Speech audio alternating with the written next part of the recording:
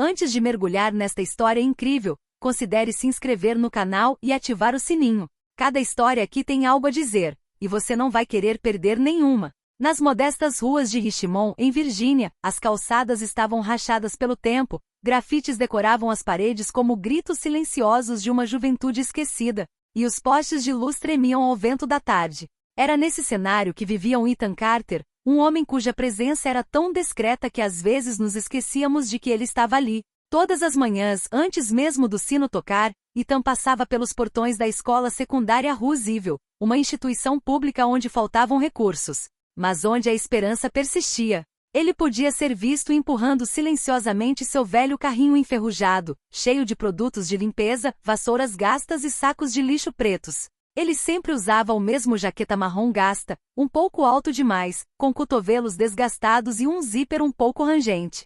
Suas botas pesadas deixaram pegadas que foram imediatamente apagadas pelo esfregão que ele usou no chão manchado. Ele quase nunca falava. Para aqueles que tentavam conversar, respondia com um aceno de cabeça ou um olhar educado, mas distante. Os alunos às vezes o chamavam de o fantasma do corredor C porque ele aparecia e desaparecia silenciosamente. Mas nunca levantava a voz, nunca reclamava. Avançava com uma regularidade quase militar, como se seguisse uma disciplina que só ele conhecia. O que ninguém sabia, nem os professores, nem os alunos, nem mesmo o diretor, era que 10 anos antes, Ethan Carter era um menda viva no mundo do boxe. Campeão dos pesos pesados, invicto em 23 lutas, apelidado a Tempestade Silenciosa por sua maneira rápida de golpear sem nunca levantar a voz. No ringue, ele não gritava nem gesticulava. Deixava seus punhos falarem por si, com precisão clínica e força assustadora. Suas lutas eram transmitidas para todo o país. Posteres com seu rosto adornavam paredes em Las Vegas, Nova York e Chicago. Patrocinadores o adoravam. Fãs o idolatravam. Mas por trás de sua ascensão meteórica, havia um coração para uma pessoa, sua esposa. Noemi. Ela era quem o conhecia muito antes da fama, quando ele entregava pizzas à noite para pagar suas aulas de boxe em uma academia decadente no Bronx. Ela era sua âncora, sua voz interior, sua paz. Eles se mudaram para Richmond para escapar do frenesi da mídia e dar à filha, Lena, uma infância normal. Mas tudo quebrou numa noite de inverno. Enquanto viajava para Los Angeles para uma luta importante, Naomi, dirigindo em uma estrada congelada, perdeu o controle do carro. O acidente foi fatal. Ethan soube da notícia enquanto calçava as luvas no vestiário. Ele as tirou, e não se levantou mais. Nunca mais em um ringue. As câmeras o aguardavam. Ele nunca saiu pela entrada principal. Pegou um voo discreto e anônimo para casa com apenas uma prioridade: criar sua filha. Daquele dia em diante, Ethan abriu mão de tudo: fama, dinheiro, prestígio. Vendeu seus cinturões, doou seus troféus e trocou aplausos pelo silêncio dos corredores do colégio. Recusou-se a ser uma estrela. Queria simplesmente ser um pai atual, um homem nas sombras. Lena, sua filha, era tudo para ele. Todas as manhãs, ele preparava o café da manhã para ela. Todas as noites, sentava-se ao lado dela para ajudá-la com a lição de casa, corrigir sua postura quando ela praticava dança ou tranquilizá-la quando um pesadelo a perturbava. Nas raras vezes em que ela lhe perguntava sobre seu passado, ele respondia gentilmente: "Era outra vida, Lena. Uma vida barulhenta. Quero te oferecer uma vida tranquila." E em seus olhos ainda havia aquela dor intocada. A dor de um homem que aprendeu a receber os golpes, mas que a perda do amor de sua vidão havia deixado de joelhos de uma forma que nenhum oponente jamais havia feito. E noite de outono, o céu era de um cinza profundo, carregado de nuvens pesadas. O vento varria as folhas mortas, fazendo-as rodopiar nos becos desertos de Richmond das ruas do centro, barulhentas com buzinas, risos de bêbados e sirenes distantes. Não eram para Ethan. Como de costume, ele escolheu cortar por um beco lateral, escuro mas familiar, para retornar ao seu pequeno apartamento. Suas botas gastas ecoavam suavemente no concreto úmido.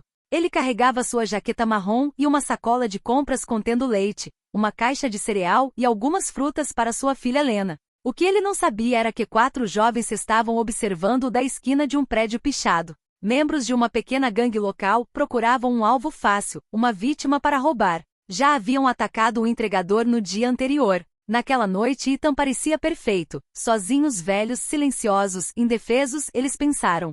"Ei, velho", um deles gritou com um sorriso irônico. Era Devon, o mais novo. "Aonde você vai assim? Não tem um quartinho para nós?" Ethan não respondeu.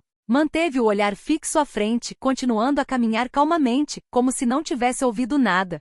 Ah, ele está se fazendo de bobo, esse velho, zombou Rico, que deu um passo à frente para bloquear seu caminho. Com as calças caindo abaixo dos quadris e as mãos no bolso do moletom.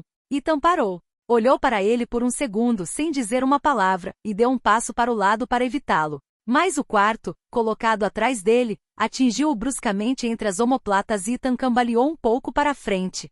Sua bolsa caiu. O leite se espatifou na calçada. Uma poça branca se espalhou lentamente sob seus pés. Ele se endireitou. Lentamente. Silenciosamente. O líder do grupo, um jovem de olhar frio, Trayvon S. avança. Vamos ensiná-lo a respeitar os verdadeiros, disse ele, estalando os dedos. Acenou com a cabeça para seus cúmplices.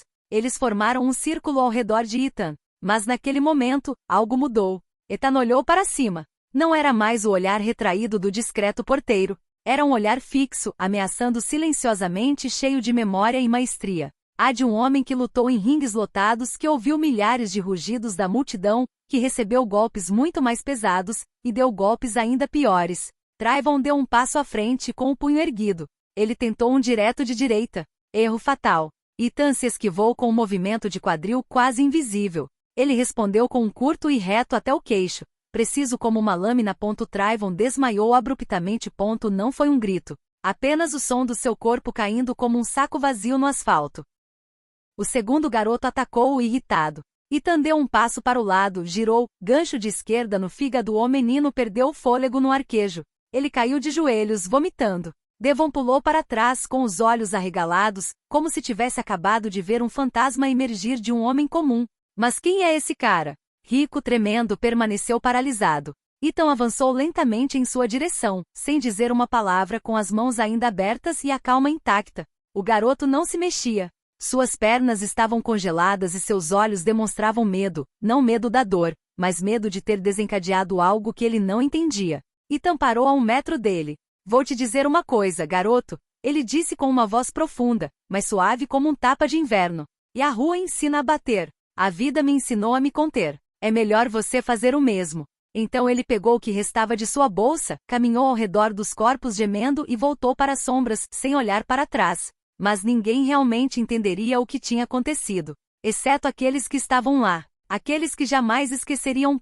Nunca. Na manhã seguinte, Shimon parecia tão quieto como sempre. Os alunos conversavam no pátio da Roosevelt High School, sem saber que seu zelador estava agora ao assunto de um burburinho nacional, mas na sombra das telas e fios digitais. Uma fogueira foi acesa. Alguém, desde uma varanda com vista para o beco, havia filmado toda a cena do dia anterior. A qualidade era instável, o som cortado pelo vento, mas as imagens falavam por si. Um velho de jaqueta marrom estava de frente a 4 jovens, e colocá-los no chão com uma facilidade quase irreal. O vídeo foi postado em TikTok por um curioso estudante do ensino médio, então retomado Twitter, Reddit e Instagram, e até mesmo em fóruns de boxe. Alguns viram isso como uma armação, outros como uma façanha profissional.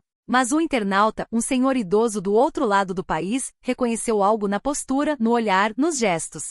Ele postou abaixo do vídeo. Ele não é um estranho. Ele é Ethan, a tempestade silenciosa. Carter. Eu sei disso. Já anunciei 8 lutas dele. Ele tem aquela coisa que só os caras de verdade têm. O silêncio antes do raio. Esta mensagem desencadeou um tsunami na mídia. Tem 11 da manhã, enquanto Ethan esfregava o chão no saguão da escola, vários luz de prece já estavam parados em frente aos portões.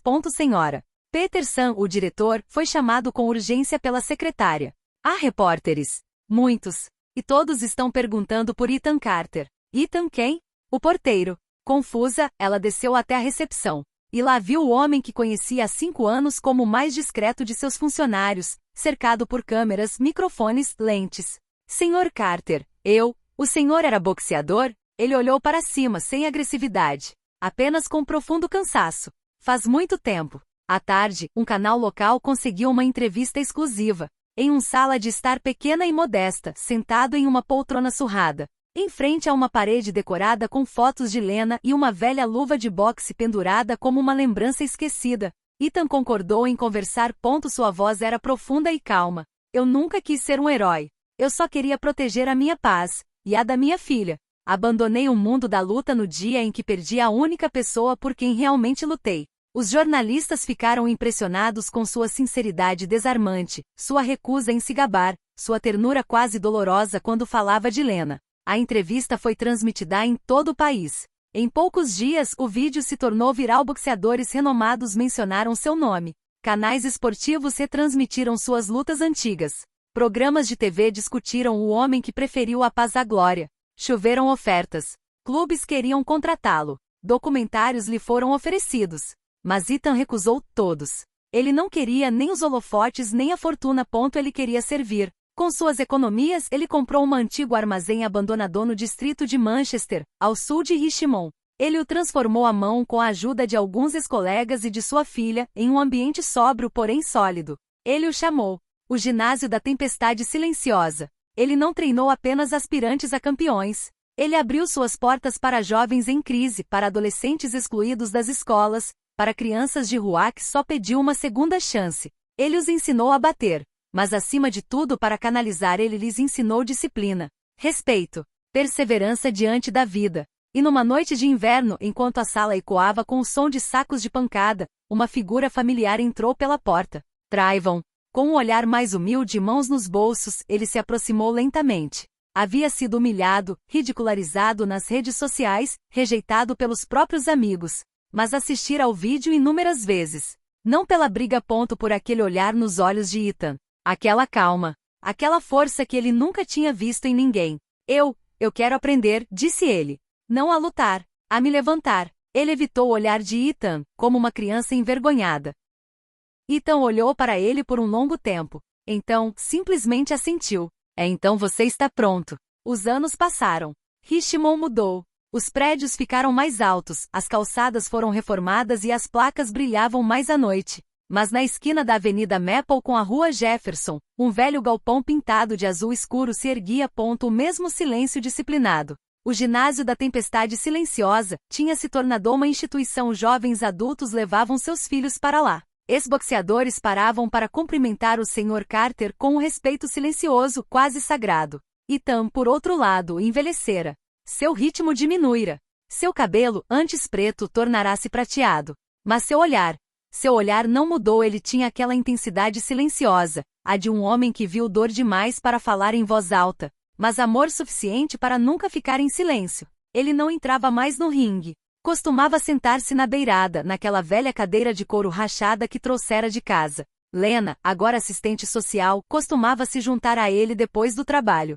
Às vezes, sentava-se silenciosamente ao lado dele, observando os jovens treinarem. Sabe, pai, você nunca deixou de ser um lutador, ela lhe disse uma noite. Ele sorriu suavemente com os olhos fixos no vazio. Talvez, mas agora eu luto de forma diferente. Ao longo dos anos, documentários foram filmados em sua história. Antigos rivais contaram suas memórias, muitas vezes emocionantes. Jornalistas tentaram entender por que um campeão invicto, adorado pelas multidões, havia deixado tudo no auge da carreira. Mas cada vez que um microfone era oferecido a ele, cada vez que uma câmera era ligada para perguntar: por que nunca mais voltou aos ringues, Sr. Carter? Por que deu as costas à fama, aos títulos, à fortuna? Ele sempre respondia a mesma coisa, não mencionando seus troféus ou suas lutas lendárias, não falando de nocautes ou cinturões de ouro. Ele calmamente colocou suas mãos cansadas sobre os joelhos, olhou diretamente nos meus olhos e disse: já venci a luta mais importante. Aquela contra mim mesmo. E neste silêncio carregado de verdade, ninguém tinha mais nada a acrescentar. Anos depois, em seu funeral, não houve estádio nem grande cerimônia. Mas o ginásio estava lotado. Nas paredes, fotos amareladas mostravam Ethan jovem com luvas pronto para atacar. Mas a maioria dos rostos na sala não o conhecia como boxeador. Eles o conheciam como um guia, um pai, uma rocha. Trayvon, agora educador em uma escola problemática, fez um discurso. Ele não me ensinou a bater, ele me ensinou a parar de bater pelos motivos errados. Ele me ensinou a me manter firme, mesmo quando o mundo está te esmagando. Lena, com a voz trêmula mas orgulhosa, leu um poema que havia escrito. Ele não falava muito, mas ele ouviu melhor do que ninguém. Ele não mostrou os músculos, mas ele carregava almas com seus braços cansados. Ele não lutou pelos cinturões. Ele lutou para que um dia seu silêncio se tornasse um refúgio. E na luz suave de uma tarde de inverno, o mundo finalmente entendeu. Ethan Carter não era um homem que saía do ringue. Ele era um homem que transformava cada dia de sua vida em vitória.